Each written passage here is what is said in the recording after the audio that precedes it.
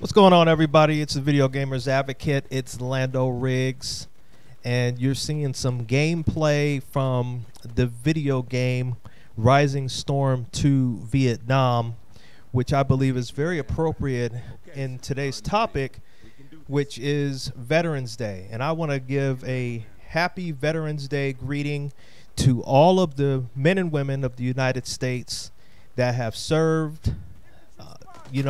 What you're seeing on your screen with the video game cannot even begin to compare to what these men and women have gone through. I'm talking about the life-threatening situation, seeing their brothers and sisters on the battlefield die, coming back home with things like PTSD and terrible injuries and terrible trauma, and just the challenges every day that they had in terms of being in service. A video game can't capture that, and I want to make sure that I make that distinction as I do this video, because we can get a lot of entertainment out of these types of games like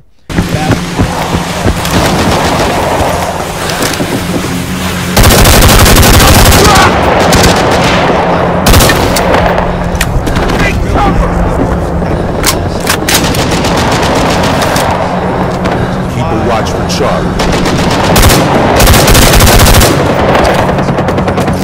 Enemy fire! To recognize their contributions to our country as a whole, because these were people who left the civilian life in order to go into the service of our country, and they made it back, but sometimes they made it back at great cost, and they put a lot on the line to be able to serve our country. As a result, they deserve our respect, our gratitude, and our appreciation. I put a link in the description for this website, but I decided to visit, as I was preparing this video, the U.S. Department of Veteran Affairs website and learn a little bit about the history of Veterans Day. I found out that in November of 1919, President Woodrow Wilson proclaimed November 11th of that year as the first commemoration of Armistice Day. So Veterans Day was not always called Veterans Day. It wouldn't be until 1938 that it was called Veterans Day for the first time. It was originally known as Armistice Day, which was connected to the end of World War I. So in 1938, it became Veterans Day, and it eventually became recognized as a major holiday.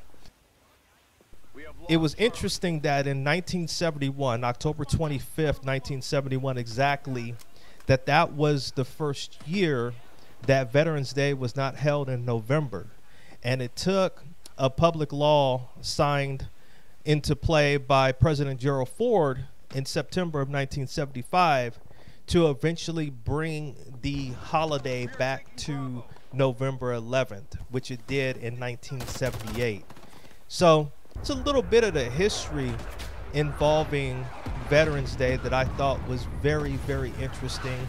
And from a personal perspective, I have two grandfathers who are no longer here, and I have an uncle who's no longer here. My grandfathers served in World War II, and my uncle served in Vietnam. And I can remember them telling me stories and telling me the accounts of their time in service.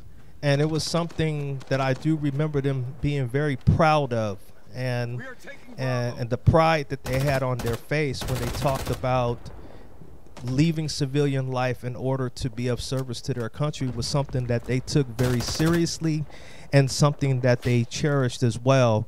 And so I just want to say to all the men and women in the United States who are veterans, happy Veterans Day.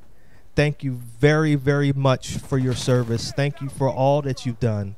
And your contributions not only will never be forgotten, but will always be appreciated.